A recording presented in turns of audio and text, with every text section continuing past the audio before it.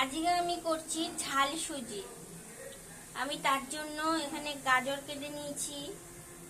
এটা হচ্ছে বরবটি, এটা কিন্তু বিনস না, এটা হচ্ছে বরবটি কাটা।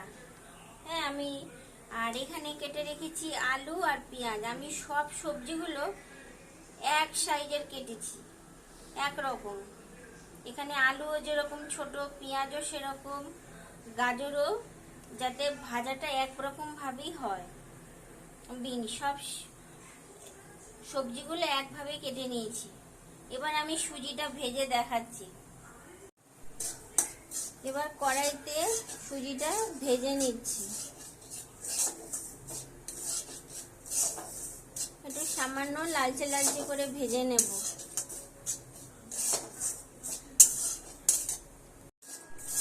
সুজিটা এবার ভাজা হয়ে গেছে, এবার এটা নামিয়ে নেব। এবার এতে দিয়ে দিচ্ছি সাদা তেল।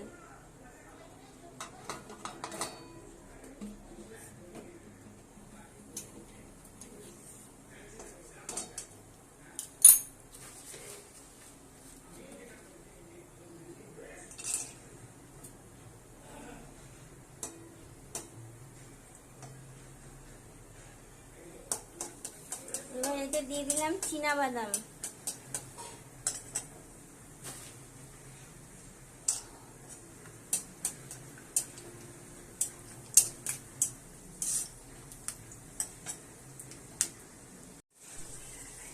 বাদামগুলো ভাজা ভাজা হয়ে গেছে, তুলে ওই তেলে দিয়ে দিচ্ছি কাজু আর কিশমিশ।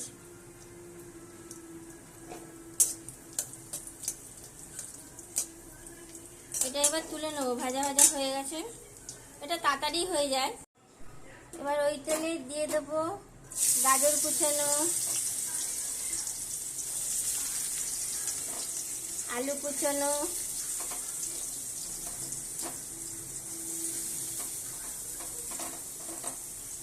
গাজর, আলু আর হচ্ছে বরবটি সব একসাথে দিয়ে দিলাম।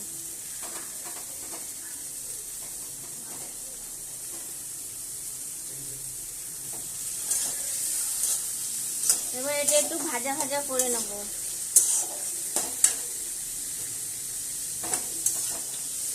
সবজিটা আমি একই রকম কেটেছি, যাতে সব কটা সবজি একরকম ভাবে যেন হয়ে যায়। আমি কোনোটা ছোট বড় কাটিনি, সব একই সাইজের আমি কেটে নিয়েছি।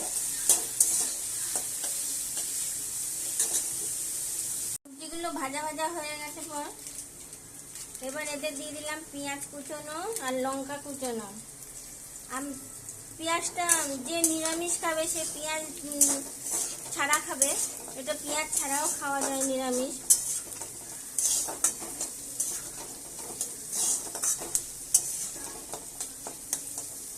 আর লঙ্কাটা ঝালটা পরিমাণ বুঝে, যে যেরকম ঝাল খাবে। আমি এতে দিয়ে দিলাম নুন।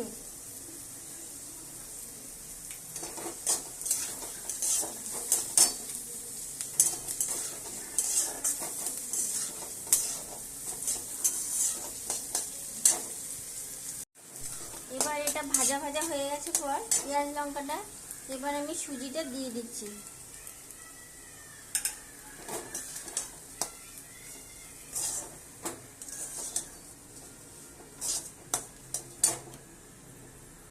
সুজিটা একটু নেড়ে চেড়ে নিয়ে এবার এতে দিয়ে দেবো জল। জলটা আমি অল্প অল্প করে দেবো, আমি একবারে জল দেব না।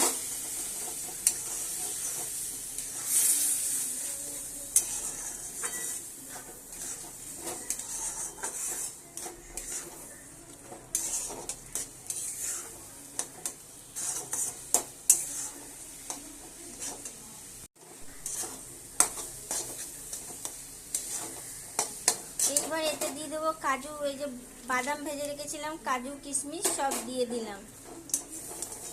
আমি এতে কোনো রকম ভাবে মিষ্টি ব্যবহার করিনি, যেহেতু আমি কাজু কিশমিশ দিয়েছি বলে।